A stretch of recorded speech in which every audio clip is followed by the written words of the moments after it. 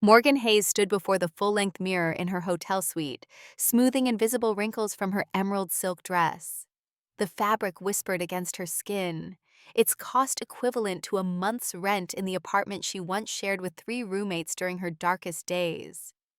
Her reflection revealed a woman transformed by time and tenacity. Sleek chestnut hair framing determined eyes, a posture that commanded respect without asking permission. Yet beneath that polished veneer, her stomach churned with the familiar acid of anxiety she thought she'd conquered years ago. The Cartier watch on her wrist, a gift from Ethan on their 5th anniversary, ticked away the minutes before they would need to descend to the Evergreen Resort's grand ballroom. 5 floors below, her sister's wedding reception waited like an elegant ambush. Allison Hayes, a name Morgan had trained herself not to say aloud for 11 years. Mom, is this thing supposed to choke me? Noah's reflection appeared behind hers, small fingers tugging at his bow tie. At 7, he was a miniature version of his father, with Morgan's stubborn determination etched into the set of his jaw. His dark eyes, wise beyond their years, studied her face with unnerving perception. "You look worried," he said, abandoning the bow tie to slip his hand into hers. "Is it because of the people downstairs?" Morgan knelt to his level, adjusting the offending tie with practiced hands. "Just a little nervous, buddy. Sometimes grown-ups feel that way about seeing people they haven't seen in a long time. Like when I'm nervous about the first day back at school after summer." Noah asked, his expression serious. "Something like that?" Morgan smiled, wondering when her son had become so perceptive. "Just for a little while, then swimming pool time. Remember our deal? Good behavior now, cannonballs later." Noah's smile returned, revealing the gap where his front tooth had been just last week. Ethan emerged from the bathroom, his surgeon's hand securing his cufflinks with precision. His eyes met hers across the room, seeing past her careful composure to the turmoil beneath. After 8 years of marriage, he could read her like the medical journals stacked on his nightstand. "Second thoughts?" he asked quietly, as Noah wandered to the window, pressing his nose against the glass, to watch Boston's skyline glitter against the approaching dusk. Morgan exhaled slowly. 11th thoughts, more like. I keep asking myself why I accepted the invitation in the first place. "Because you needed closure," Ethan said, his voice low enough that Noah couldn't hear. "And because you've spent 11 years building a life they said you couldn't have. There's power in that."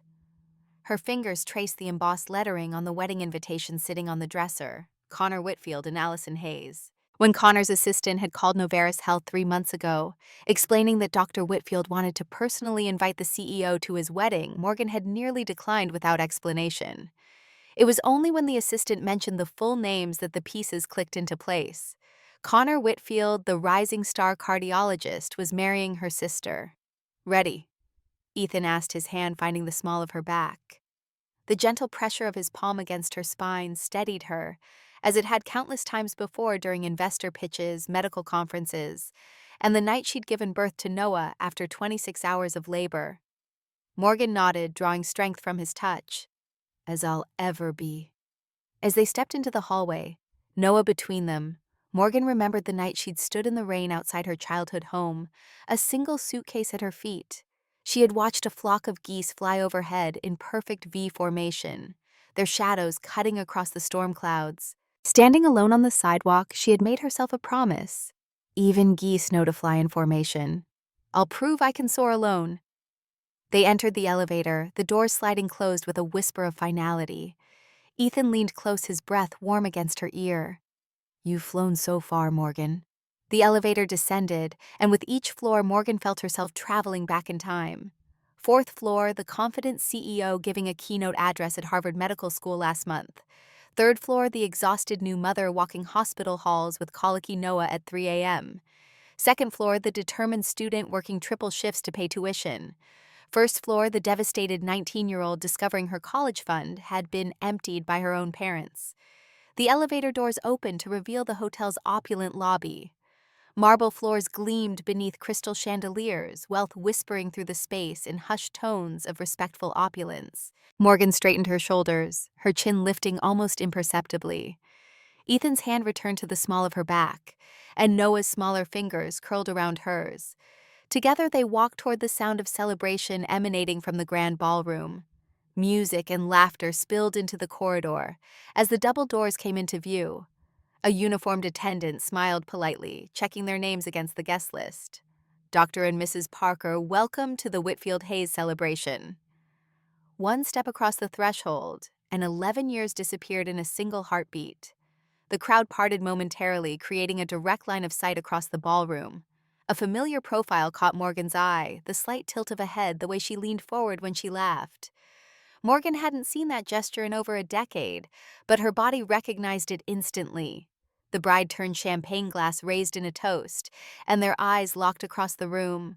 Allison, her sister. The champagne flute trembled slightly in Morgan's hand, the only outward sign of the earthquake happening inside her. The sisters stared at each other, frozen in mutual shock, as ambient conversation continued around them. Behind Allison, Judith's face drained of color, then flushed crimson. William moved protectively toward his younger daughter, his broad shoulders creating a barrier between the sisters, just as he'd done all their lives. Noah tugged at Morgan's hand. "Mom, who are those people looking at you?" Before Morgan could answer, Judith crossed the room with remarkable speed. For a woman in her 60s, her social smile fixed in place, but her eyes cold with panic. "What are you doing here?" she hissed, voice low, but sharp enough to draw curious glances from nearby guests. The familiar shame rose in Morgan's throat for a heartbeat. She was 19 again, standing in the rain, with a suitcase, homeless and alone. Then Ethan stepped forward, his voice firm but measured. "My wife was personally invited by Dr. Whitfield. Morgan is the CEO of Noveris Health." The name Noveris rippled through the cluster of medical professionals nearby. Morgan heard whispers, saw recognition dawn in their eyes. "CEO, that's Morgan Hayes. The patient monitoring system." The rain had soaked through her thin jacket as her father's words echoed in her memory. "If you're too ungrateful to help at the clinic, don't come back."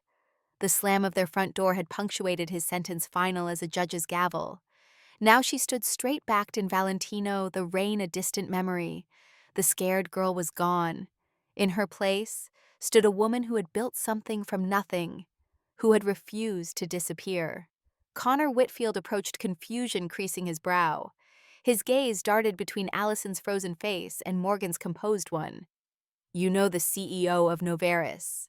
He directed this question to Judith and William, then turned to Morgan with growing interest. "We've been trying to partner with you for months. Your patient monitoring system is revolutionizing post-surgical care." Allison attempted a smile, but it faltered at the edges. Judith and William exchanged glances loaded with panic. The whispers among the wedding guests grew louder, more insistent. Morgan could make a scene. She could expose 11 years of lies. She could tell Connor how they'd told everyone she'd failed out of college, how they'd painted her as irresponsible while pocketing her tuition money for Allison's benefit. The power was finally hers. Instead, she simply said, "Hello, Allison, congratulations."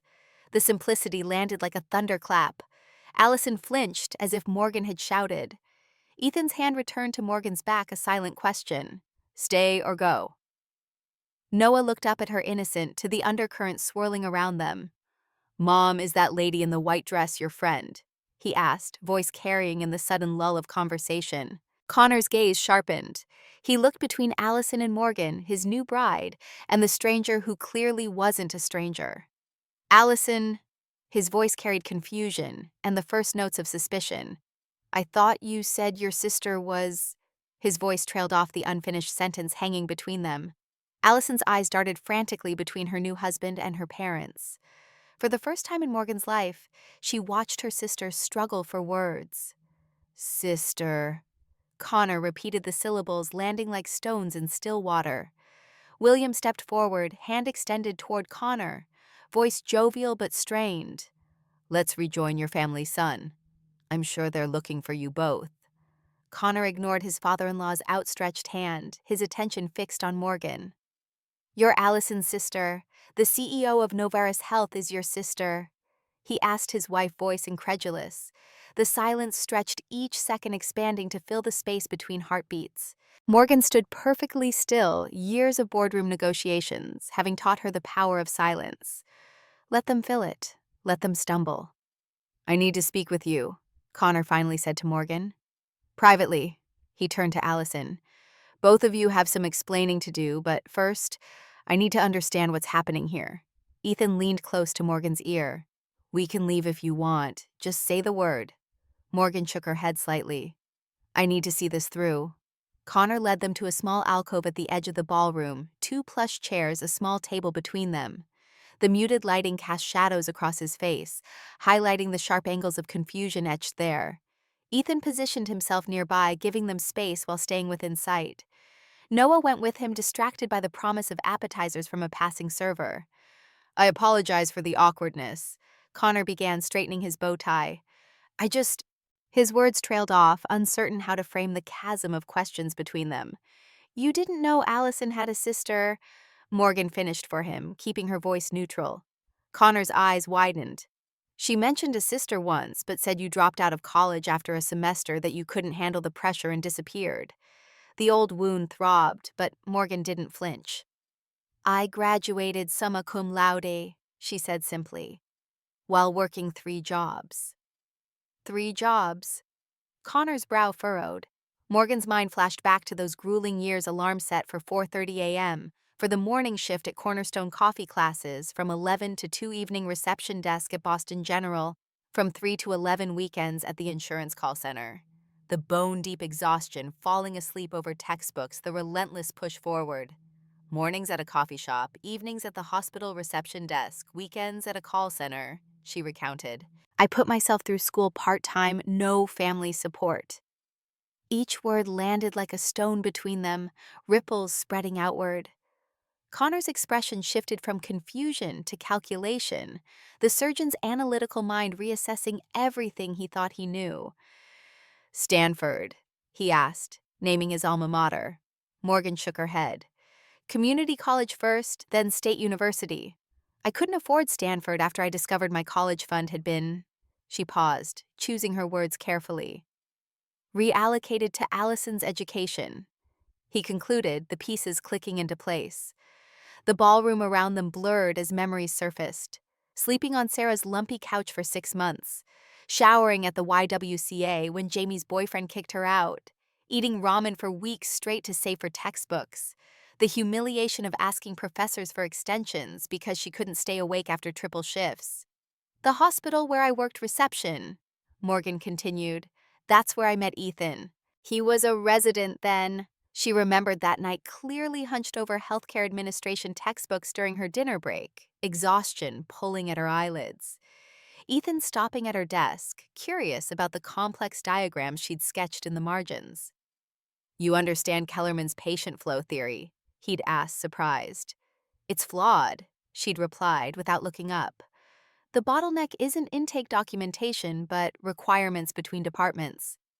He'd pulled up a chair, and they talked until her break ended. The next day, he brought coffee and questions about her ideas for streamlining patient monitoring.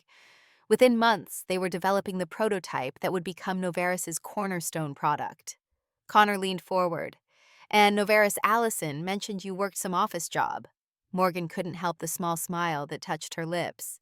We started in our apartment 7 years ago. Last quarter's revenue was just under $400 million.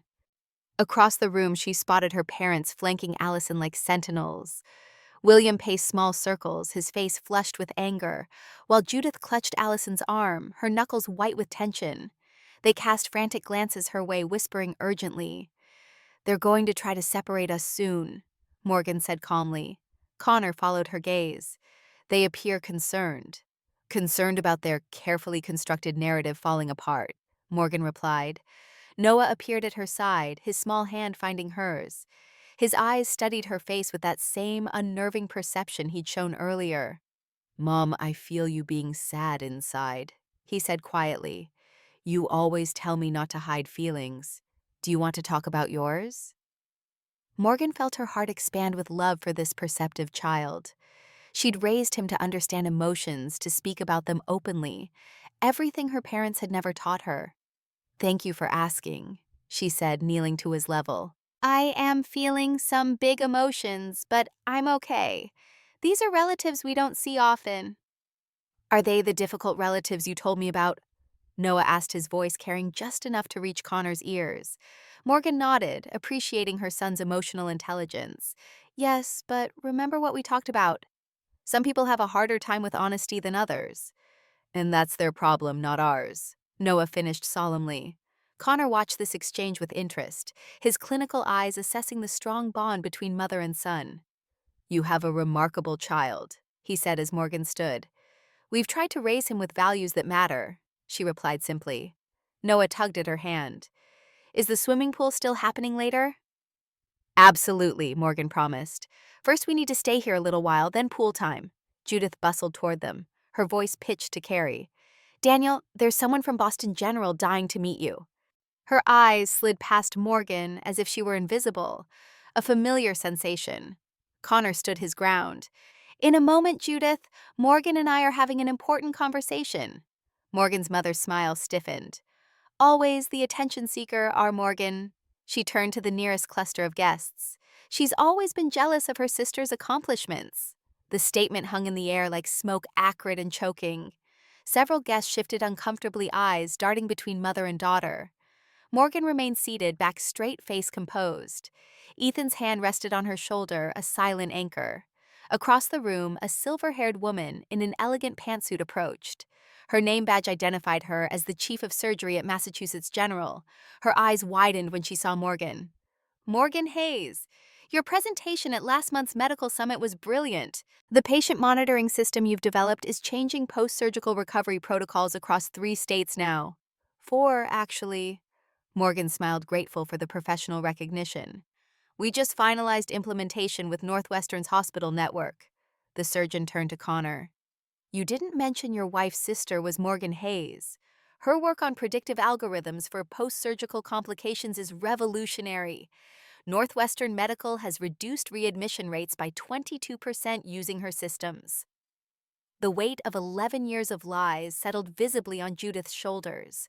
Connor's attention was now fully on the professional conversation happening around Morgan. More physicians drifted toward their small group, drawn by the mention of Novaris. Across the room, Allison stood alone, champagne flute clutched in her hand like a lifeline.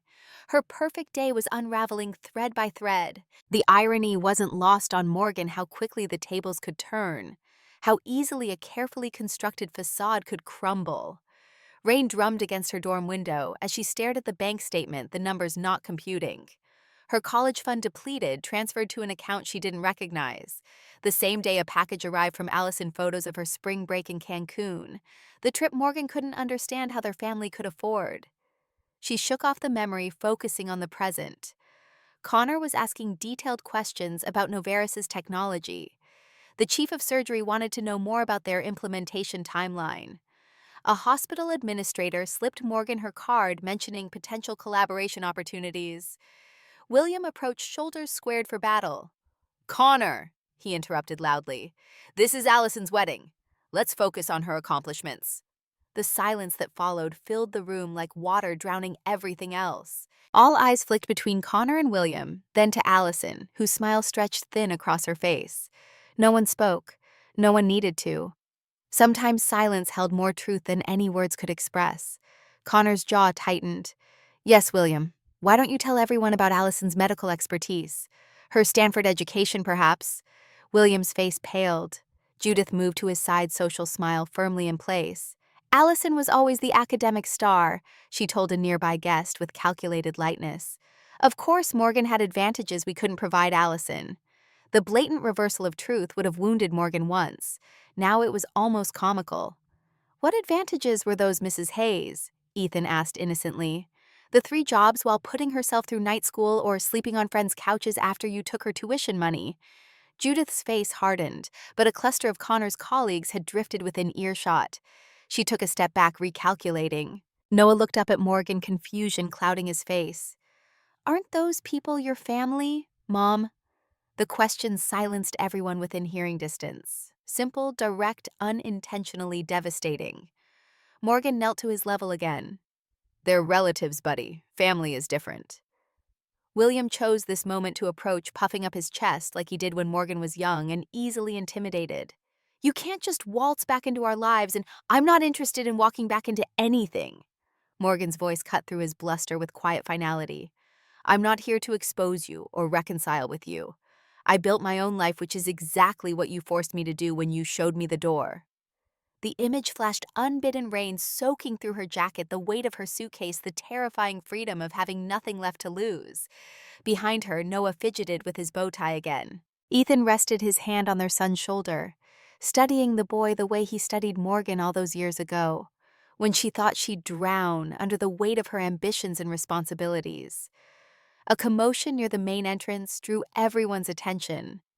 Allison had disappeared, and Connor was striding purposefully across the ballroom, his face set in grim determination. Excuse me, Morgan said to the circle of medical professionals. I think it's time we found the restroom before the reception continues. Taking Noah's hand, she navigated through the crowd toward the ladies' room, needing a moment to collect herself. When the bathroom door swung closed behind her, she wasn't surprised to find Allison already inside reapplying mascara with trembling hands. Their eyes met in the mirror. Why are you doing this to me? Allison demanded, voice breaking on the final word. Morgan washed her hands slowly, deliberately. Doing what exactly? Ruining my wedding. Tears streaked Allison's carefully applied makeup, making Connor question everything. I'm not doing anything, Morgan replied softly. I'm simply existing. Connor is asking questions because he's discovering he's been lied to. Allison slammed her mascara wand onto the marble counter. You were supposed to stay gone. For the first time, Morgan saw the fear behind her sister's anger, the terror of a house of cards beginning to collapse. The perfect daughter, the Stanford graduate, the medical professional, none of it was real. For 11 years, I did stay gone, Morgan said quietly. I built a life, a company, a family. I moved forward while you and our parents built elaborate lies about my failure. And yet here I am, handling quite a lot of responsibility for someone who supposedly couldn't handle the pressure. Allison's face crumpled. You don't understand. After you left, they put all their expectations on me. All of them. I couldn't be anything less than perfect. I understand more than you think, Morgan replied. The difference is I chose to break free and define success on my own terms. It's too late for me, Allison whispered, mascara tracking dark rivers down her cheeks. Morgan studied her sister, really looked at her for the first time in over a decade. Beneath the designer dress and perfect makeup, she saw a frightened woman trapped in a prison of expectations and lies. It's never too late to start telling the truth, Morgan said, turning toward the door. But I'll warn you, it's harder than living the lie. Much harder. And infinitely more worth it. When Morgan emerged from the bathroom, her composure was intact. She returned to Ethan's side, to the warmth of his hand finding hers. Allison followed minutes later, makeup freshly applied. But something essential had shattered behind her eyes. Connor approached, his face grave. Morgan, do you have a moment? She nodded, following him to a quiet corner. I've been questioning Allison about her Stanford education, he said without preamble. She claims it was mostly remote learning, a special program they had. Morgan met his gaze steadily. Stanford medicine doesn't offer remote degrees. Never has. Connor's expression hardened. That's what I thought. Tell me, was Allison ever involved in managing your parents' clinic? She answered phones occasionally, Morgan replied carefully. When I left for college, she was 17 and still in high school. Not the clinic manager with experience in platelet therapy research? Morgan almost laughed. No, definitely not. Connor ran a hand through his hair, disheveling its perfect styling. I've been married for 4 hours to a woman I apparently don't know at all. He looked at Morgan, really looked at her.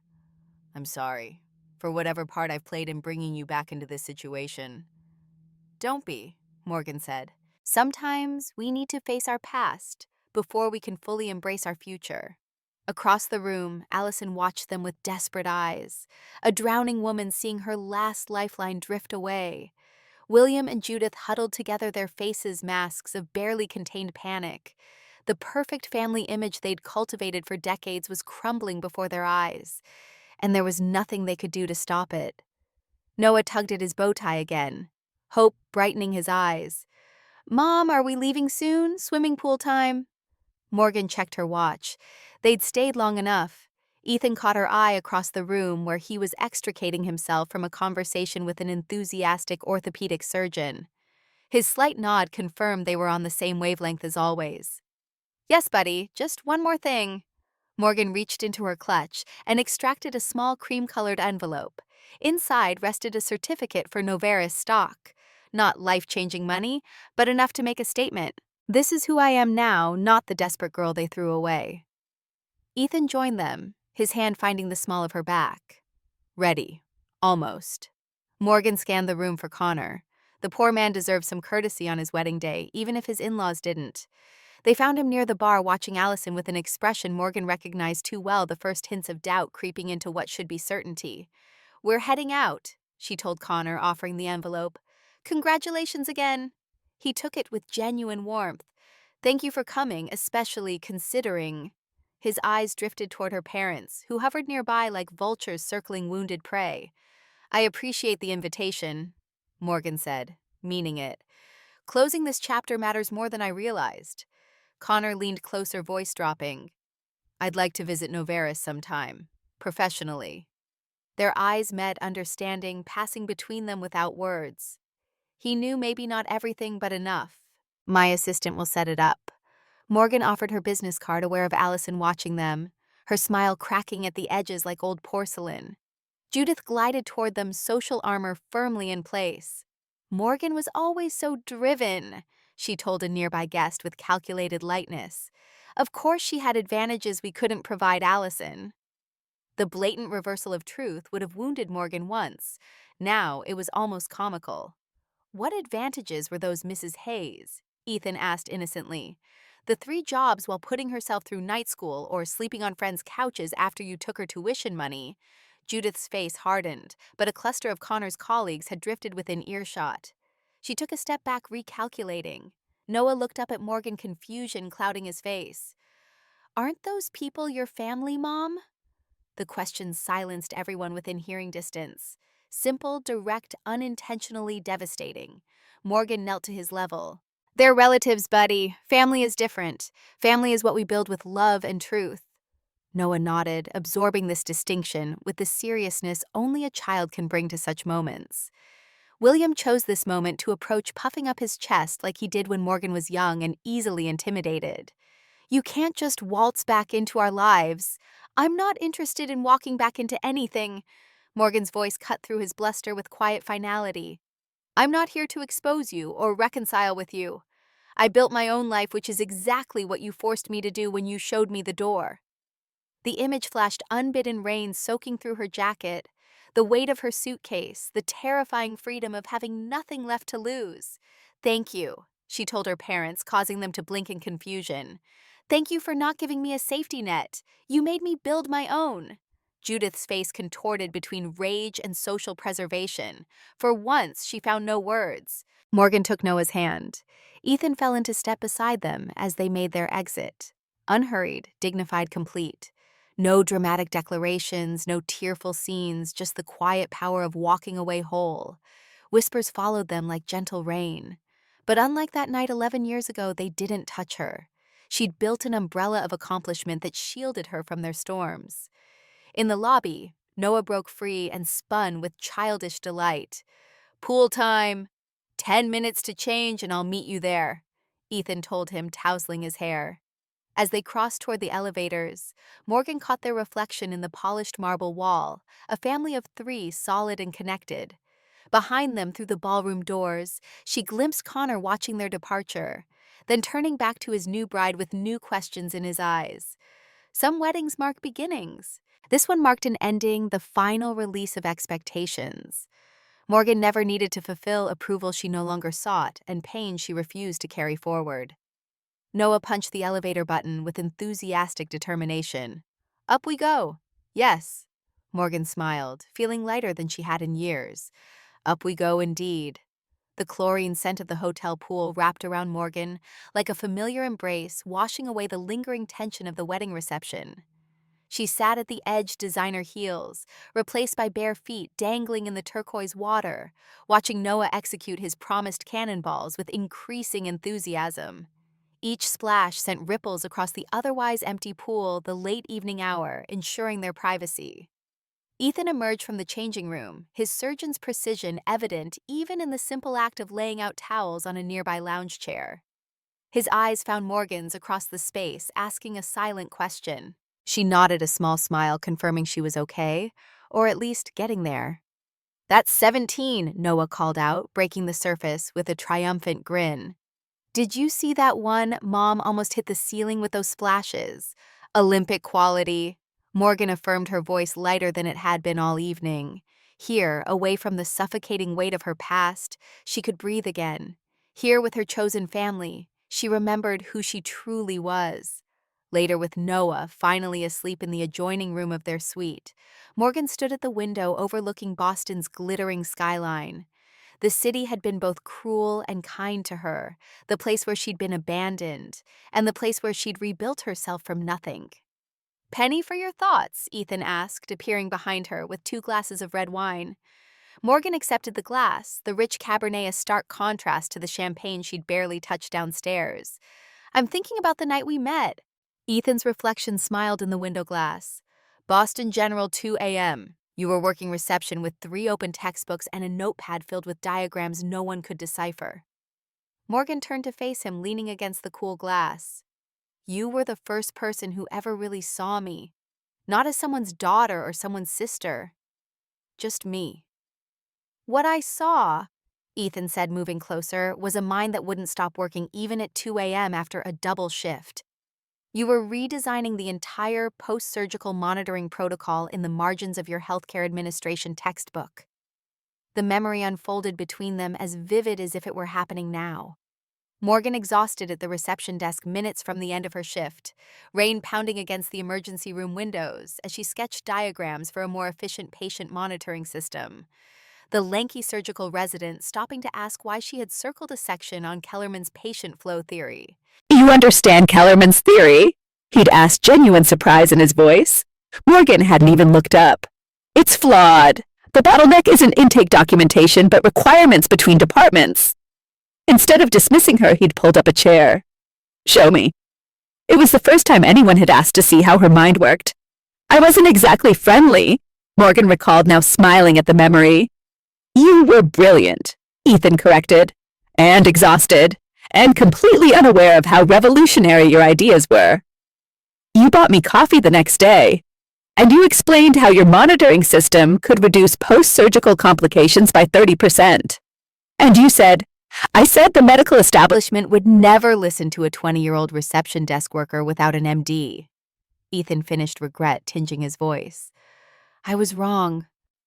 Morgan sipped her wine, the warmth of the alcohol loosening the knot that had been sitting in her chest since they'd entered the ballroom. "Not entirely wrong. They didn't listen until I built the prototype myself and had the data to prove it. While working 3 jobs and finishing your degree," Ethan added, pride evident in his voice. "When I think about everything they said you couldn't handle." Morgan set her wine glass on the window ledge, reaching for Ethan's hand. "We should get some rest. Tomorrow's going to be a long drive back." But sleep remained elusive. Morgan lay awake beside Ethan, her mind replaying the evening like a film she couldn't shut off. Allison's face when she realized her carefully constructed world was crumbling. William's dismissive posture so unchanged after 11 years. Judith's blatant lies told with such conviction, they almost sounded like truth. The glowing numbers on the bedside clock read 3:17 a.m. when Morgan finally gave up on sleep. She slipped from the bed, careful not to wake Ethan, and padded to the living area of the suite. Noah's gentle snores drifted from the adjoining room, the sound anchoring her to the present when memories threatened to drag her into the past.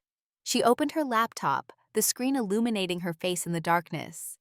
3 new emails had arrived since she'd last checked, all from Boston Memorial Hospital, following up on the partnership proposal she'd reviewed last week. A $15 million contract for implementing Novartis's patient monitoring system throughout their surgical wing. The business that had brought them to Boston in the first place before Connor's wedding invitation had complicated everything. Morgan's fingers hovered over the keyboard, then shifted to the search bar. Before she could reconsider, she typed, Hayes Family Practice Vermont. The search results populated instantly. The clinic's website appeared much as she remembered her father front and center in his white coat, her mother by his side in her office manager attire. The About Us section made no mention of either daughter, as if Morgan and Allison had never existed.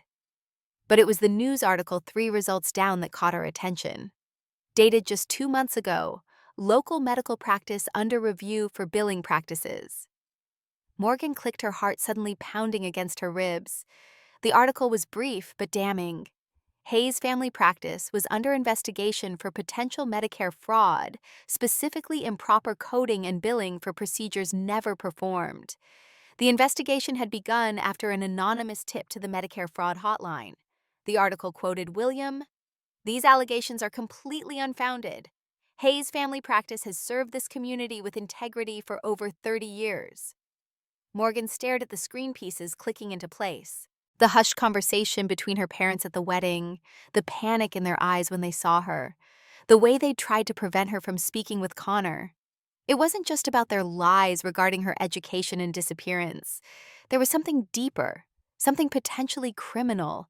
She recalled her brief time working at the clinic during high school, answering phones, filing paperwork. Even then, she'd noticed discrepancies in the billing codes, questioned procedures listed for patients she knew hadn't received them. When she'd asked her father about it, he'd dismissed her concerns and reassigned her to the front desk away from the billing department. A soft noise drew her attention. Noah stood in the doorway of his room, sleep-rumpled and clutching the stuffed penguin he insisted was only for emergencies now that he was 7. "Bad dream," Morgan asked softly, closing the laptop. Noah nodded, crossing to climb into her lap despite his recent assertions that he was too big for such things. "There were people yelling at you. The people from the party." Morgan wrapped her arms around him, his small body fitting perfectly against hers. "It was just a dream, buddy. Everyone at the party was very polite." The lie felt necessary, protective. "The lady in the white dress looked like you," Noah said, his voice muffled against her shoulder. "But sadder." Morgan's breath caught. Even in the chaotic environment of the reception, Noah had seen what most adults miss: the fundamental similarity between the Hayes sisters and the essential difference. "That was my sister," Morgan admitted. "Your aunt. We haven't seen each other in a very long time." Noah pulled back to study her face, his eyes serious in the dim light. Why was she sad if it was her wedding day? Morgan considered how to answer how much truth a 7-year-old could or should understand. Sometimes people make choices that look right from the outside, but don't feel right on the inside. That can make a person sad even on days that are supposed to be happy. "Like when I said I wanted to play baseball but really wanted to do science camp," Noah asked, surprising her with his insight. "Something like that." Morgan smiled, smoothing his tousled hair. "Except imagine if you kept playing baseball for years and years, telling everyone you loved it while really wanting science camp the whole time." Noah wrinkled his nose. "That would be exhausting." "Yes," Morgan agreed softly. "It would be." "Is that why we don't see those relatives, because they're exhausting?" A laugh escaped Morgan despite herself. "That's part of it. The bigger part is that families should make you feel safe to be exactly who you are. If they don't, sometimes it's better to build your own family with people who do." "Like you and Dad and me," Noah concluded with the simple certainty of childhood. "Exactly like that." Morgan held him until his breathing evened out, sleep reclaiming him. Even then, she sat with him heavy in her arms, unwilling to break the connection. She thought of Allison, wonder if her sister had ever known this kind of unconditional love and acceptance. If anyone had ever held her and said, "You are enough exactly as you are." Somehow, Morgan doubted it. Dawn was breaking over the Boston skyline when Ethan found them, Morgan still cradling their sleeping son in the armchair. "Bad dream?" he asked, his voice rough with sleep. Morgan nodded. "He said people were yelling at me. He saw more than we realized at the reception." Ethan knelt beside the chair, gently stroking Noah's back. "Kids always do. Should we get him back to bed for another hour or so before the drive?" As Ethan carried Noah back to his room, Morgan reopened her laptop. The article about Hayes Family Practice remained on the screen. Without allowing herself to overthink it, She sent it to Connor Whitfield with a brief message. You might want to see this. Not my business, but thought you should know. Then she closed the laptop, determined to focus on the life she'd built rather than the one she'd left behind. But the past she was discovering was not so easily dismissed. The drive back to their home in the Connecticut suburbs passed in comfortable quiet. Noah absorbed in an audiobook about space exploration, Ethan and Morgan exchanging occasional comments about work dinner plans the upcoming week. Normal life reasserting itself after the surreal interlude of the wedding. It wasn't until they pulled into the driveway of their restored Victorian home that Morgan's phone chimed with a text message. Connor. Can we talk privately? It's important. Morgan stared at the message, weighing her options. Part of her wanted to delete it to sever this unexpected reconnection to her past. Another part recognized that closing a door required facing what lay behind it. Everything okay? Ethan asked, noticing her expression as he unloaded suitcases from the trunk. Connor wants to talk, Morgan said, showing him the message. Ethan studied it, his face neutral. Your call. Whatever you decide, I'm with you. Morgan typed back. I'll call you tomorrow. 10 a.m. Simple. Definitive. On her terms. That evening, as she moved through the comforting routine of home unpacking suitcases, starting laundry, helping Noah organize his backpack for school tomorrow, Morgan felt the weight of the wedding falling away. This was her real life. The spacious home with walls painted colors she'd chosen. The garden she'd planted with Noah last spring, now yielding its first tomatoes. The study where she and Ethan had sketched the initial designs for Novaris on a secondhand drafting table. She belonged here in this life she'd created from nothing but determination and vision. Whatever Connor wanted to discuss, it couldn't touch this reality. Monday morning arrived with relentless normality. Ethan left early for a surgery scheduled at Hartford Hospital. Noah complained about his math homework while eating breakfast. Morgan reviewed quarterly projections between sips of coffee and reminders about lunch money. At precisely 10 a.m., after dropping Noah at school, Morgan sat in her home office and dialed Connor's number. Thank you for calling. He answered immediately, his voice tense. I need to ask you some questions, and I need honest answers. I've never been anything but honest, Connor, Morgan replied, keeping her tone neutral. A pause then. Fair point. I'm trying to understand what happened with your family. What's real and what isn't. Morgan leaned back in her chair, gazing out at her garden, where late summer flowers nodded in the breeze. What has Allison told you since the wedding? That's just it. She hasn't told me anything. She's barely speaking to me. His frustration carried clearly through the phone. I've asked direct questions about her education, her work experience, everything she claimed before we met. She either changes the subject or leaves the room. And my parents? They're closing ranks around her. Your father actually suggested I was being unnecessarily suspicious for asking about Stanford's remote learning program. Morgan couldn't help the small, bitter laugh that escaped her. A program that doesn't exist. Exactly. Connor sighed heavily. Look, I feel like an idiot. I'm a cardiologist. I'm trained to notice irregularities, to question when things don't align. But with Allison, I saw what I wanted to see. Don't be too hard on yourself, Morgan said, surprising herself with the lack of resentment in her voice. My parents have been perfecting this act for decades. They're very convincing.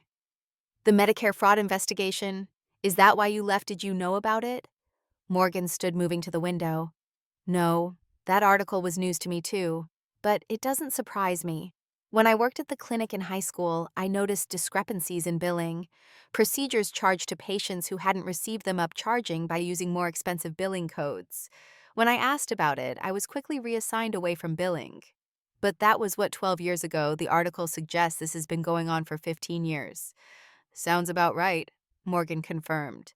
It likely started small and escalated over time. Connor was quiet for a moment.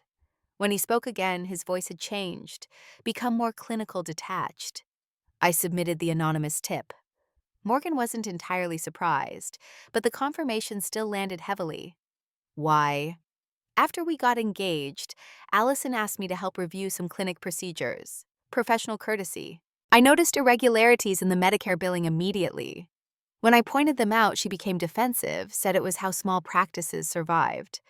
I let it go at the time, didn't want to create conflict with my future in-laws. His voice hardened.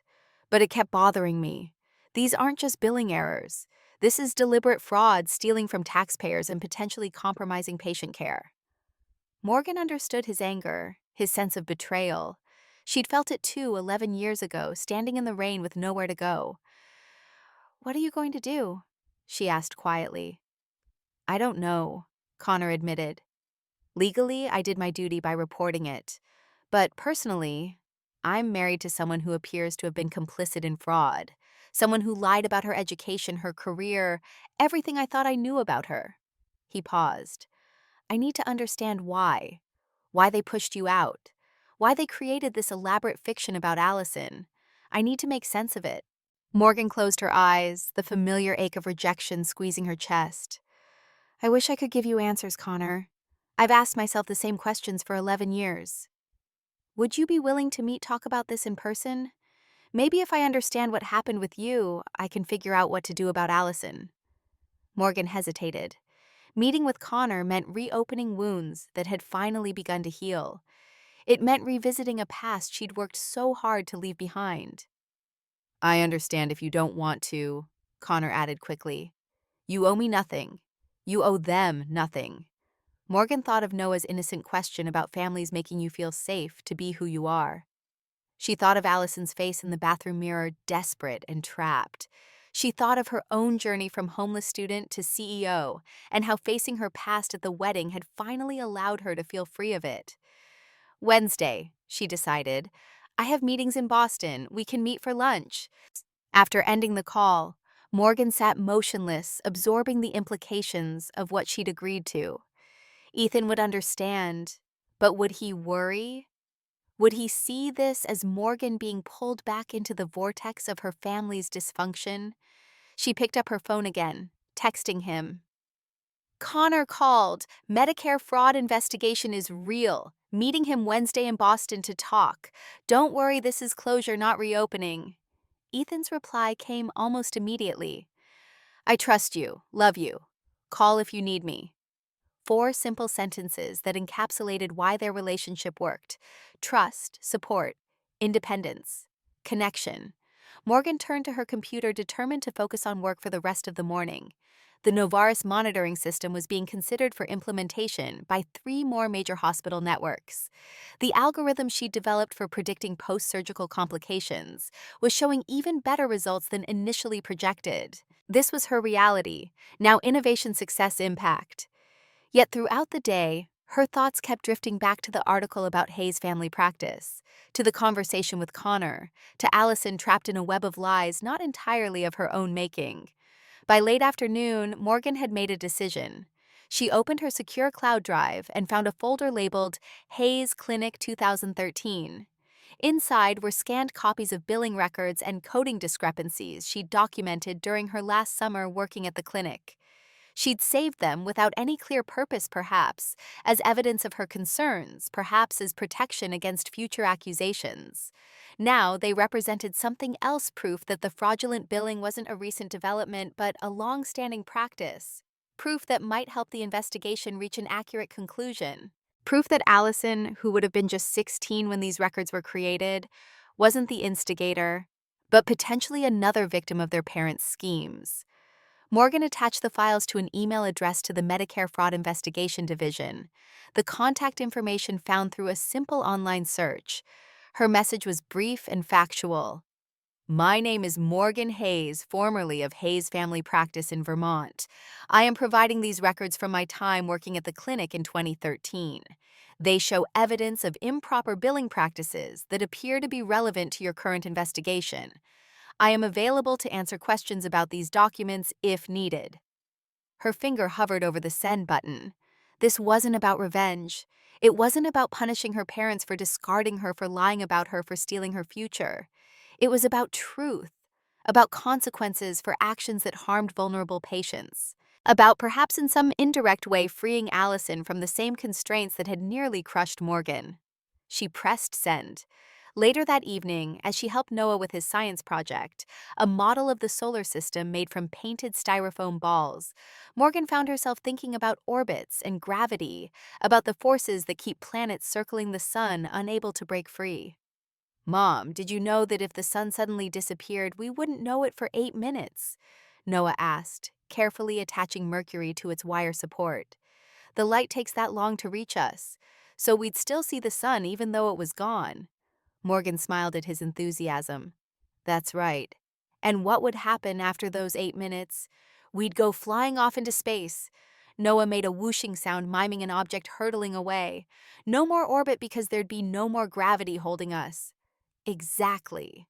Morgan nodded, helping him position Earth at the correct distance from the sun. Gravity only works when there's something massive enough to create it. Noah concentrated on securing Earth to its stand, his small fingers working with surprising dexterity. Like how you said some families don't make you feel safe. Is that because they don't have enough gravity? The insight startled Morgan. That's a really interesting way to think about it, buddy. Healthy families do have a kind of gravity, love, trust, acceptance. They keep you in orbit without crushing you.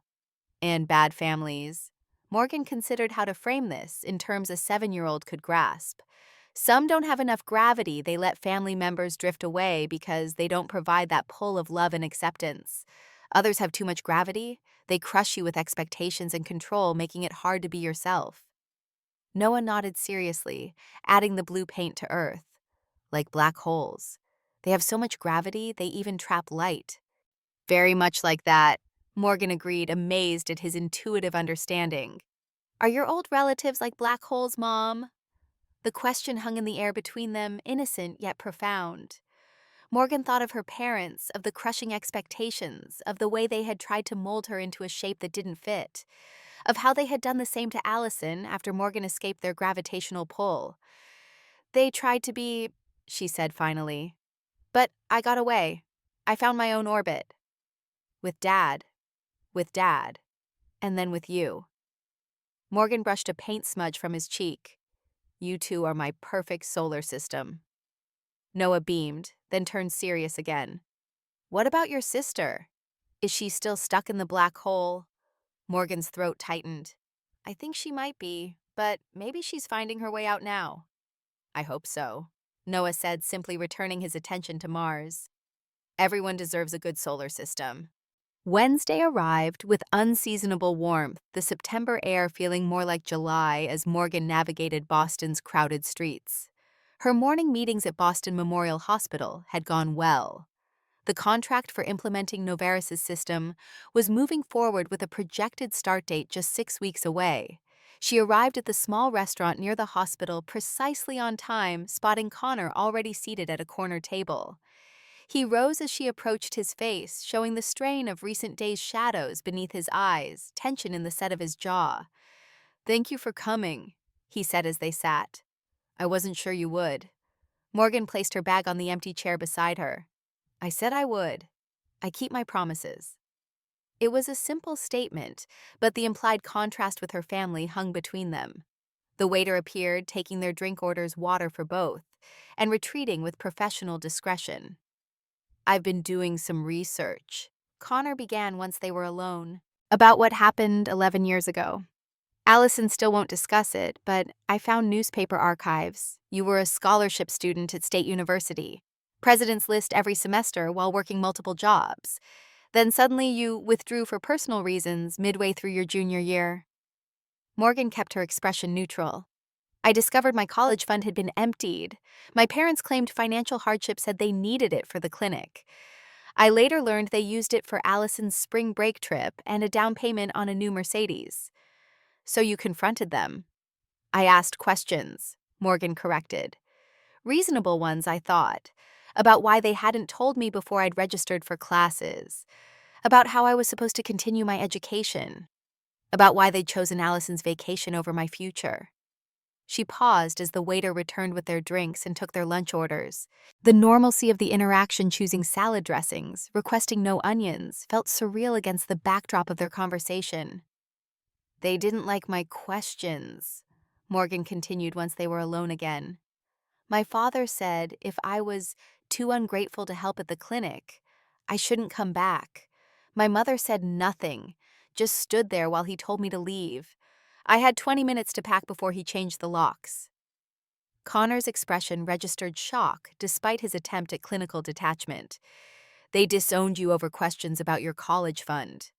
Morgan shrugged the gesture, belying the years of pain behind it. In retrospect, I think they were already engaged in Medicare fraud by then. My questions about finances likely felt threatening. Easier to remove me than risk exposure. And Allison was 17, still in high school. I tried to call her after I left, but she wouldn't speak to me. Eventually, her number changed. Morgan took a sip of water, using the moment to compose herself. I didn't know until the wedding that they'd told everyone I'd failed out of college, that I couldn't handle the pressure and disappeared. Connor shook his head, disbelief evident. While in reality, you were working multiple jobs to put yourself through school after they stole your tuition. Life isn't always fair, Morgan said simply. But it is consistent. The choices we make shape who we become. I chose to persevere. They chose deception. And Allison. Morgan considered this trying to be fair, despite the hurt. Allison was caught in the middle. 17 depended on them watching what happened when I challenged the narrative. Can you blame her for playing the role they assigned? She maintained that role well into adulthood, Connor pointed out. She lied to me about her education, her career, everything. Yes, Morgan acknowledged, and that's on her. But the foundation was laid long before she met you. Their food arrived, the conversation pausing as plates were arranged. Pepper offered the waiter, ensuring everything was satisfactory. Morgan found she had little appetite despite ordering her favorite salad. I sent documentation to the Medicare fraud investigators, she said once they were alone again. Billing records from my time at the clinic showing the fraud goes back at least to 2013. Connor's eyebrows rose. You kept records? I sensed something was wrong even then. Saved copies as protection, though I never thought I'd use them. Morgan pushed a tomato around her plate. I'm not doing it for revenge. The fraud hurt vulnerable patients. It's about accountability, not punishment. Connor nodded slowly. I understand. I've been struggling with what to do about Allison. Whether to try to salvage something from this marriage or cut your losses, Morgan supplied when he trailed off. That sounds harsh, but accurate. Morgan set down her fork. Connor, I can't tell you what to do about your marriage, but I can tell you that people rarely change without powerful motivation. Allison has spent her entire life being who our parents wanted her to be. That doesn't vanish overnight. Even with the clinic under investigation, with the lies exposed. Morgan thought of Allison's face in the bathroom mirror, the desperation in her eyes. Especially then, fear is a powerful motivator to cling to what you know, even when what you know is destroying you. Connor was quiet for a long moment, pushing food around his plate without eating. I keep thinking about something you said at the wedding, that you built your own life, which is exactly what they forced you to do when they showed you the door. It's true. You turned abandonment into strength, built a company, a family, a life most people would envy. He looked up, meeting her eyes directly. What made the difference? Why didn't you break? The question caught Morgan off guard. She'd asked herself the same thing many times over the years. Why had she survived, even thrived after being discarded? What core of resilience had allowed her to transform rejection into determination? I stopped trying to earn love that wasn't freely given, she said finally. I stopped measuring my worth by their standards, and I started building a life based on my values, not theirs. It sounds simple when you put it that way. It wasn't simple at all, Morgan admitted. There were nights I cried myself to sleep on friends' couches, days I worked 20 hours straight and still couldn't afford textbooks, moments I nearly gave up. She paused, remembering the darkest time when she'd stood at the edge of Boston Harbor in January, wondering if the frigid water would feel like peace. But each small victory built on the last. Each challenge overcome made the next one easier to face. And Ethan, a genuine smile touched Morgan's lips. Ethan saw me when I was invisible to everyone else, not as a charity case or a project, but as a mind, a person with value. She traced a pattern in the condensation on her water glass. He didn't rescue me. I was already rescuing myself when we met, but he became my partner in building something neither of us could have created alone. Connor's phone chimed with an incoming text. He glanced at it, his expression darkening. Allison, asking when I'll be home. And will you? Morgan asked quietly. Go home. Connor pocketed the phone without responding to the message. I don't know. Home is supposed to be where you can be authentic, where you don't have to pretend. I'm not sure I have that with her. You deserve it, Morgan said simply. Everyone does. As they prepared to leave the restaurant, Connor hesitated. There's something else you should know. Your father approached me about investing in the clinic, just after the engagement before I discovered the billing issues. He wanted capital to expand services. I nearly agreed, wanting to impress my future father-in-law. Morgan felt a chill despite the warm day. That would have made you potentially liable when the fraud was discovered. Exactly. I think that was the point, to bind me so tightly to the family that I couldn't expose them without implicating myself. Connor shook his head.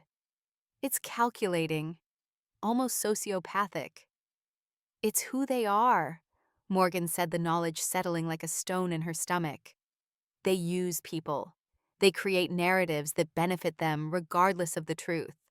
They discard anyone who threatens those narratives. Outside the restaurant, they paused on the sidewalk, the September sun warming the concrete beneath their feet. Morgan checked her watch. She had 40 minutes before her next meeting, enough time to walk the 6 blocks back to Boston Memorial. Thank you, Connor said suddenly, for meeting me, for being honest. It's clarified some things. Morgan nodded, understanding the weight of decisions he now faced. Whatever you choose, Connor, choose it for yourself. Not to please others, not to maintain appearances. That path leads nowhere worth going. He extended his hand, the gesture formal but sincere. I wish we'd met under different circumstances. In another life, Morgan agreed, shaking his hand. As she walked away, Morgan felt a curious lightness. The conversation had been difficult, dredging up painful memories and resentments she'd thought long buried. Yet rather than draining her, it had somehow replenished something essential. Perhaps it was the simple act of speaking her truth without apology or justification. Perhaps it was the validation of having someone finally hear that truth and believe it. Her phone vibrated in her bag. A text from Ethan. How did it go? She typed back. Better than expected. Telling the truth feels right even when it hurts. His response came immediately. Proud of you. Always. Morgan smiled, slipping the phone back into her bag. The sun warmed her shoulders as she walked her stride purposeful. Behind her lay the remnants of a past she hadn't chosen. Before her stretched a future she was still creating, one decision one day, one truth at a time. Sunlight angled through the floor-to-ceiling windows of Morgan's office, casting long shadows across the polished concrete floors of Noveris headquarters. Outside Connecticut, autumn painted the trees in fiery oranges and deep reds, a stark contrast to the clean lines and muted grays of the modern building. 1 month had passed since the wedding, but the memory still lurked in corners of her mind like a half-forgotten dream. Morgan scanned the partnership proposal from Boston Memorial spread across her desk. The contract worth 8 figures lay ready for her signature, the culmination of years of work. Noveris's patient monitoring system had reduced post-surgical complications by 37% in their trial run. Numbers that vindicated her vision, her persistence, her refusal to disappear. The intercom on her desk buzzed softly. Her assistant Julia's voice came through with professional clarity. Dr. James Harrison is here to see you. Morgan's pen stilled against paper. She hadn't spoken to Connor, no James, in this new reality since their lunch 4 weeks ago. Send him in. The door opened to reveal James, though he hardly resembled the confident cardiologist from the wedding. His shoulders curled forward, suit jacket wrinkled at the elbows, dark circles shadowing his eyes. Stress had carved new lines around his mouth in the mere weeks since she'd last seen him. Thank you for seeing me without an appointment, he said, standing awkwardly until Morgan gestured toward the chair opposite her desk. Coffee, she offered. He shook his head. I can't stay long. Morgan weighted experience, having taught her the power of silence. In boardrooms and negotiations, she'd learned that most people rush to fill quiet spaces with words often revealing more than they intended. I've consulted with a lawyer about annulment possibilities. James finally said, the words tumbling out like stones. Everything Rebecca told me was fabricated. She never attended Stanford. She never managed your parents' clinic. She's the receptionist. Morgan absorbed this without surprise. The lies had always been there waiting for someone to notice. "I'm sorry to hear that," she said, and meant it. "Your parents made her the face of their practice while they—" His voice trailed off as he ran a hand through disheveled hair. "The billing practices at their clinic. They've been charging Medicare for procedures never performed using outdated codes deliberately. Rebecca helped them do it." The revelation landed like a slap, not because it was shocking, but because it confirmed suspicions Morgan had buried years ago. "I didn't mean to drag you back into this," James continued, "but when I started investigating Rebecca's background, I found patterns, discrepancies. Your name kept appearing in old clinic records, then vanishing completely 11 years ago." The skyline beyond her window shimmered in early October sunlight. Morgan had built this view from nothing, while her family had built their lives on fabrications. "They used my college fund for Rebecca," she said simply. "When I confronted them, they told me I wasn't Stanford material anyway." James winced. "The irony is, you've achieved more without their support than Rebecca has with their every advantage." Morgan's intercom buzzed again. "Ms. Hayes, your 2 o'clock conference call with Northwestern Memorial is in 5 minutes. "Thank you, Julia. Please tell them I'll be a few minutes late." She returned her attention to James. "What will you do?" He straightened his shoulders. "File for annulment, cooperate with investigators, start over." He hesitated. "I came to apologize for my unwitting role in reconnecting you with your past, and to ask, do you plan to get involved in the investigation?" The question hung between them, heavy with implication. Morgan could destroy her family completely. One phone call from the CEO of Noveris to the Medicare fraud investigators would accelerate everything. "I've already provided the documentation I had from my time working there," she said finally. "Beyond that, I've built my life separate from theirs. I intend to keep it that way." Relief washed across his face. "Thank you for seeing me." After James left, Morgan stood at her window watching traffic flow 20 floors below. Her phone vibrated with a voicemail notification. Rebecca's number. The third this week. She hadn't listened to any of them. Nathan called as Morgan was gathering her things for the conference call. "You sound tired," he said immediately, the connection between them allowing no pretense. "James Harrison came to see me. The family clinic is under investigation for Medicare fraud." A pause. "Are you okay?" "Yes." The answer surprised her with its truth. "Are you going to get involved?" Morgan watched a red-tailed hawk circle the skyscrapers, riding thermals with effortless grace. "I was thinking about what you said last week about how my success is already their greatest punishment."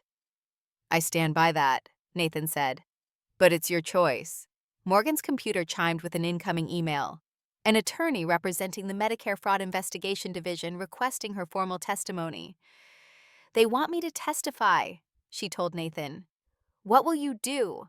Morgan considered the question. Part of her wanted to delete the email, refuse the request, let whatever happened to them happen without her fingerprints anywhere near it. Another part remembered patients who trusted them. Elderly men and women whose Medicare benefits were stolen. "I'll answer their questions truthfully," she decided. "Nothing more, nothing less. Just the facts." "I'm proud of you," Nathan said. Morgan's phone buzzed again. Another voicemail from Rebecca. Her fourth today. The first one begged for money. The second threatened to tell Noah the truth about his mother. She didn't need to hear the others. She pressed delete without listening. The small action felt surprisingly final. "Noah wants to see the new science exhibit at the museum this weekend." Nathan said, his voice a welcome anchor to her real life. "Tell him I'm looking forward to it." Morgan gathered her notes for the conference call, pausing at the door to look back at her office. The Boston Memorial contract waited on her desk. Another hospital ready to implement the system she built from nothing but determination and long nights. She closed the door behind her, leaving Rebecca's voicemails in digital oblivion where they belonged. Some debts could never be repaid. Some wounds never fully healed. But Morgan had learned that moving forward didn't require forgiveness. Sometimes it just required letting go. 3 weeks later, Morgan sat in a federal building in downtown Boston, hands folded neatly on the polished conference table. The room was austere beige walls, generic artwork, the government seal mounted behind the investigator's chair. She'd dressed conservatively in a charcoal pantsuit, her usual CEO confidence muted for this formal setting. Special Agent Diane Chen reviewed the documents spread before her. These records you provided show consistent pattern of fraud dating back to 2013. You've been very helpful, Ms. Hayes. I'm simply providing information I have, Morgan replied. I want to be clear that I wasn't involved in the clinic's billing practices during that time. I worked reception and filing only. Agent Chen nodded. Your position is noted. Can you tell me when you first suspected improper billing was occurring? Morgan thought carefully before answering. This wasn't about revenge. It was about truth. The summer before I left for college, I was filing insurance claims and noticed duplicate billing procedures listed for patients who hadn't received them. When I questioned my father about it, he became defensive and reassigned me to reception duties. And did you discuss these concerns with anyone else? My mother. She dismissed them as complicated billing practices that I wouldn't understand. And your sister? Morgan hesitated. Rebecca was 16 at the time. She worked part-time at the clinic, but wouldn't have had access to billing records then. Agent Chen made a note. But later, as an adult, I haven't had contact with my sister in 11 years prior to her wedding last month. I can't speak to her knowledge or involvement as an adult. The questioning continued for another hour. Morgan answered truthfully, but carefully providing facts without embellishment or accusation. When it was finally over, Agent Chen closed her folder and stood. Thank you for your cooperation, Ms. Hayes. Your testimony will be valuable to our case. Outside, Morgan took a deep breath of crisp autumn air. The weight of the past seemed lighter somehow. She had done what was right not to hurt her family, but to protect vulnerable patients and uphold her own integrity. Her phone chimed with a text from Nathan. How did it go? It's done, she replied simply. Heading to the airport now. Checking her watch, Morgan realized she had time to walk the 6 blocks to the waterfront before catching her flight home. The harbor had always been a place of reflection for her, especially during her hardest years in Boston. She found a bench overlooking the water, watching sailboats cut white paths across the blue surface. 11 years ago, she'd stood at the same harbor in January darkness, a homeless student with emptied bank accounts and nowhere to go. The frigid water had seemed almost welcoming, then a final escape from unbearable pain. She turned away from the water that night, choosing to fight instead of surrender. That choice had led to everything she now had. Novaris Nathan Noah, a life built on her terms. Her phone rang the screen, displaying a number she didn't recognize with a Vermont area code. Something made her answer rather than letting it go to voicemail. Morgan Hayes. A pause, then, It's Rebecca. Morgan's breath caught. She considered hanging up, but something in her sister's voice, a fragility she'd never heard before, made her stay on the line. What do you want, Rebecca? Another pause. The clinic closed last month. Not because of anything you did. Because of everything Mom and Dad did. The investigation found billing irregularities going back 15 years. Morgan said nothing, waiting. James left me. Rebecca continued, her voice small. He said he couldn't build a life with someone he couldn't trust. He was right. The admission hung in the air between them, 300 miles of physical distance compressed into the inches between Morgan's phone and her ear. I'm not writing to ask for money, Rebecca said, echoing the words from one of her deleted voicemails. I know better now. I'm calling because I need to tell you that you were never the problem. Morgan watched a seagull circle and dive, emerging from the water with something clutched in its beak. Success after patient observation. I was raised to believe your intelligence threatened mine, Rebecca continued when Morgan didn't respond. Your independence undermined my security. I believed them when they said cutting you off was necessary. Her voice broke. I was wrong. They were wrong. And I'm sorry. The simple words landed like stones in still water ripples expanding outward. Morgan had imagined this conversation countless times over the years, sometimes with shouting, sometimes with tears, occasionally with reconciliation. Never like this, with her sister's voice stripped of all pretense, raw, with the truth too late in coming. What will you do now? Morgan asked finally. Start over, Rebecca answered. Find out who I am when I'm not being who they wanted me to be. That's not an easy journey, Morgan said softly, remembering her own. I know, but I've seen it can be done. The unspoken by you hung in the air between them. Morgan watched the sailboats a moment longer, considering her next words carefully. The path forward isn't about them anymore, Rebecca.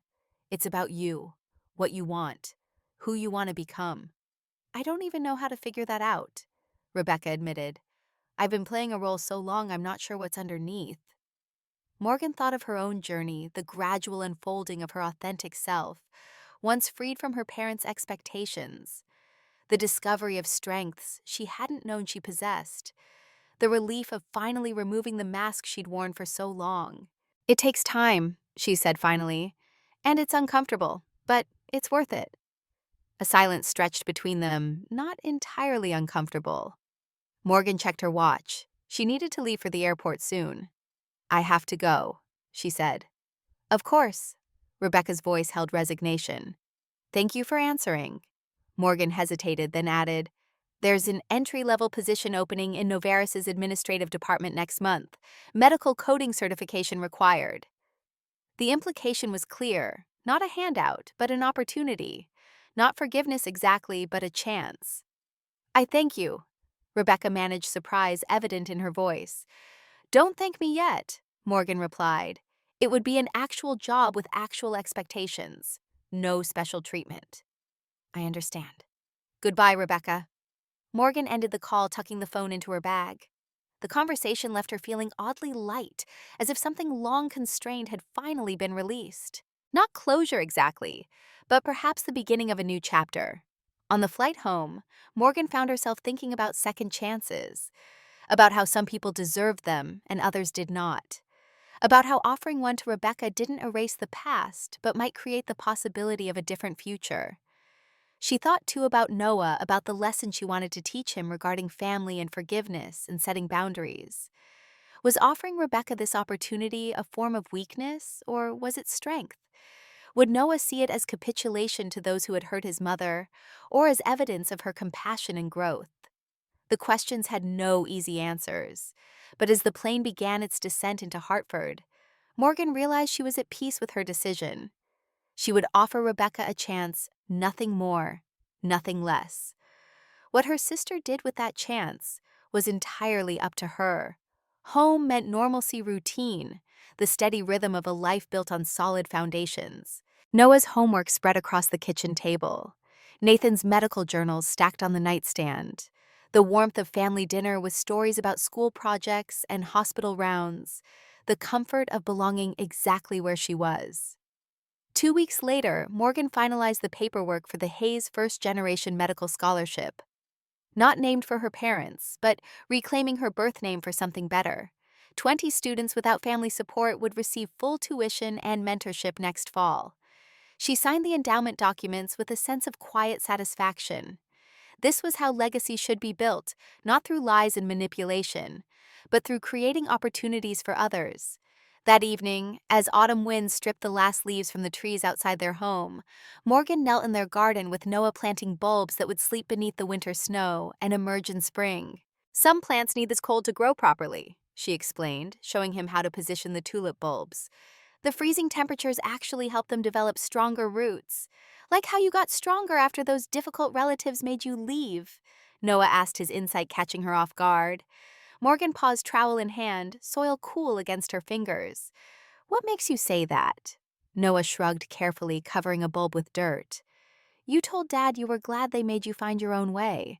And now you help other people find theirs, with your company and that new scholarship. Morgan smiled, amazed by his perception. At 7, he understood more than she'd realized. That's right. Sometimes the hardest experiences help us develop the strongest foundations. Will your sister get stronger too? Noah asked casually, reaching for another bulb. Now that she's having difficult times. Morgan hadn't told Noah about her conversation with Rebecca or the potential job opportunity. She'd mentioned only that the clinic had closed and his aunt was starting over. I hope so, she said carefully. It's her choice to make. Like how you chose to plant these even though winter's coming. Noah nodded at the freshly turned soil. Because you believe in spring. Morgan's throat tightened with emotion. Exactly like that buddy. Later that night, as Noah slept and Nathan reviewed patient files in the study, Morgan sat at her desk reviewing resumes for the administrative position opening the following month. Near the bottom of the stack was a newly arrived application. Rebecca Hayes. The resume was sparse receptionist at Hayes Family Practice for 10 years, high school education, currently enrolled in medical coding certification courses. Morgan set it aside, neither rejecting nor accepting it yet. Rebecca would need to qualify on her own merits interview, successfully prove herself capable. No special treatment is promised, but no prejudice either. A fair chance. Morgan could offer that much. The American Medical Technology Conference filled Chicago's largest convention center, with innovations from across the healthcare spectrum. Novartis's booth drew consistent attention, their reputation for revolutionizing post-surgical care preceding them. Morgan moved through the crowded exhibition hall with practiced ease, discussing implementation timelines with hospital administrators, explaining algorithm updates to medical specialists.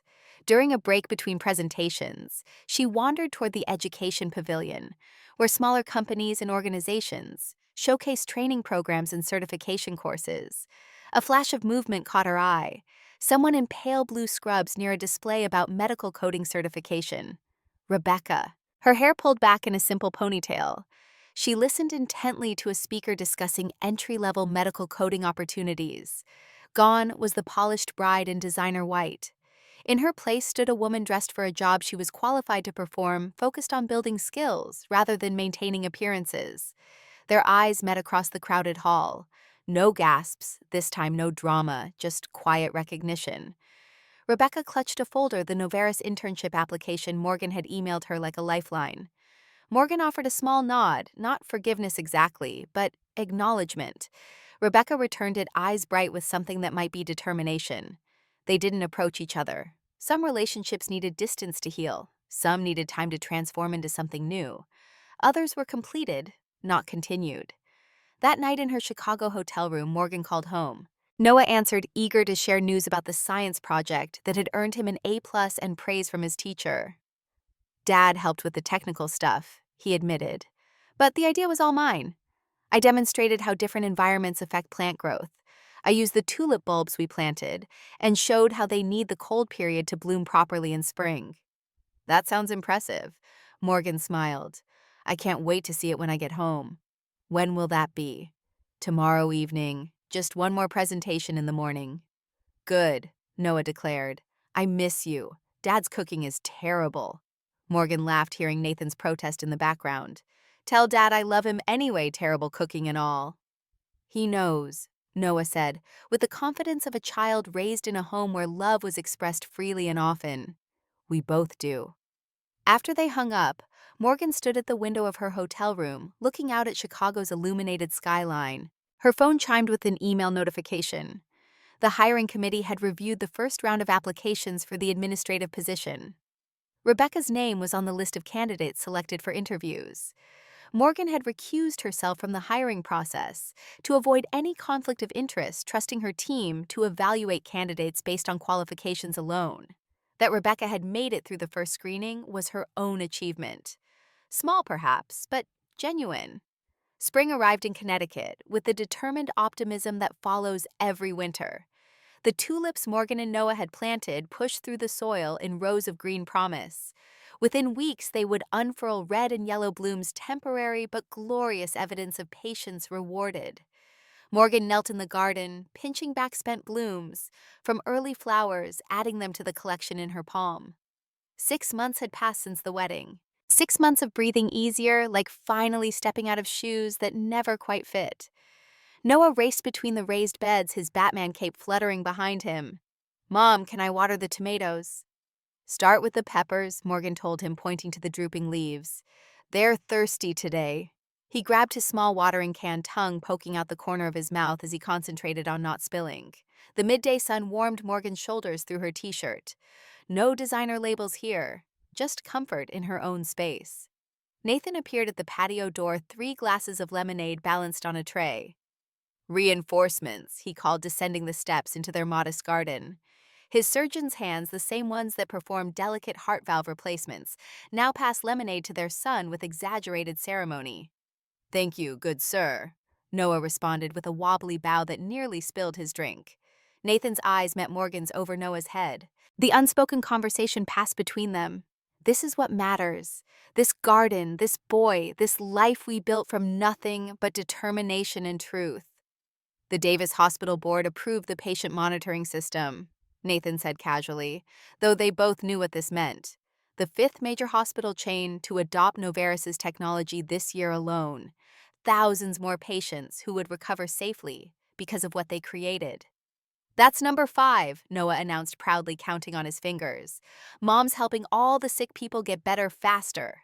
Morgan ruffled his hair, amazed at how he absorbed everything. That's the idea, buddy. The doorbell chimed from inside.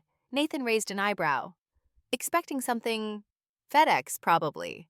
Those component samples from Switzerland. But when Nathan returned, his expression had shifted.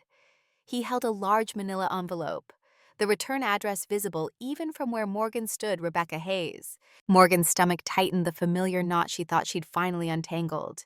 I'll be in my office. The envelope sat on her desk for 17 minutes while she finished reviewing quarterly projections. Nathan leaned against the doorframe. Silent support. When Morgan finally slid it open, several items emerged.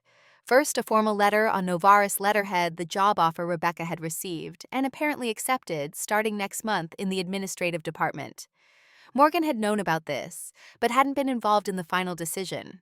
Second, a certification of completion for a medical coding program at Vermont Community College. Rebecca had finished the course with high marks. The third item was personal, a handwritten letter on cream-colored stationery. Morgan, I begin my position at Novartis next month. I want you to know I understand this opportunity comes with no special treatment or exceptions. I intend to earn my place there through hard work and integrity, qualities I've finally recognized in myself after seeing them so clearly in you. The clinic assets have been seized to repay Medicare. Mom and Dad are facing charges. They're still blaming everyone but themselves. I've moved out of their house and found an apartment near the community college. For the first time in my life, I'm making choices based on what I want, not what anyone else expects. It's terrifying and exhilarating. I think you understand that feeling better than anyone. I'm not writing to ask forgiveness. Some things may be beyond that. But I am writing to say thank you for the opportunity, for the example, for showing me it's possible to build a life on truth rather than appearances. Rebecca Morgan didn't tell Nathan what the letter said. He didn't ask. She simply folded it and placed it back in its envelope. What will you do? He asked. Nothing dramatic, Morgan answered, turning to her computer. She opened a document typed for several minutes, then printed a single page. She slid it into a Novartis envelope with a brief note she'd written. 2 months later, at the quarterly all-staff meeting, Morgan stood at the podium addressing the company's 300 employees. Sales had increased 22%. Implementation at Davis Hospital was proceeding ahead of schedule. The new cardiac monitoring algorithm was showing promising results in preliminary testing.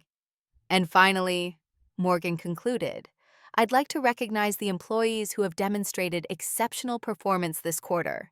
She read through the list of names department by department. Among the administrative staff recognitions was Rebecca Hayes, commended for streamlining the medical coding process, resulting in faster reimbursements and reduced errors. From her position at the back of the auditorium, Morgan spotted her sister's expression surprise, followed by quiet pride. Rebecca didn't look toward the podium, didn't seek acknowledgement from Morgan. She simply accepted congratulations from her colleagues with genuine modesty. They didn't approach each other after the meeting. Their relationship existed now in a professional space, bounded by the appropriate distance between a CEO and an entry-level employee. Perhaps someday that would change. Perhaps not. Morgan had made peace with either possibility. That evening, Morgan knelt in their garden again, digging small holes for new seedlings. Noah helped his small hands, patting soil around tender roots with surprising gentleness. Some plants don't grow well next to others, Morgan explained, showing him how to space the seedlings. They need their own space to thrive. Like people, he stated, surprisingly perceptive. Smart boy, Morgan whispered, kissing his forehead. Yes, like people. The sun slanted golden across their yard. Through the kitchen window, she saw Nathan preparing dinner, moving easily through the space they'd created together. Noah continued carefully planting the next row, his face a study in concentration. Mom, is Aunt Rebecca like a plant that needed different soil? He asked suddenly. Morgan paused, considering how to answer. In a way, she spent a long time trying to grow in the wrong conditions. And now she's finding her own garden, Morgan said simply. Noah nodded, satisfied with the explanation. I think she'll grow better now, just like these will. Morgan watched as he pressed another seed into the dark earth, covering it gently. Some roots you're given, she thought. Others you get to choose. The wisdom lay in knowing the difference, and in having the courage to cultivate what truly mattered.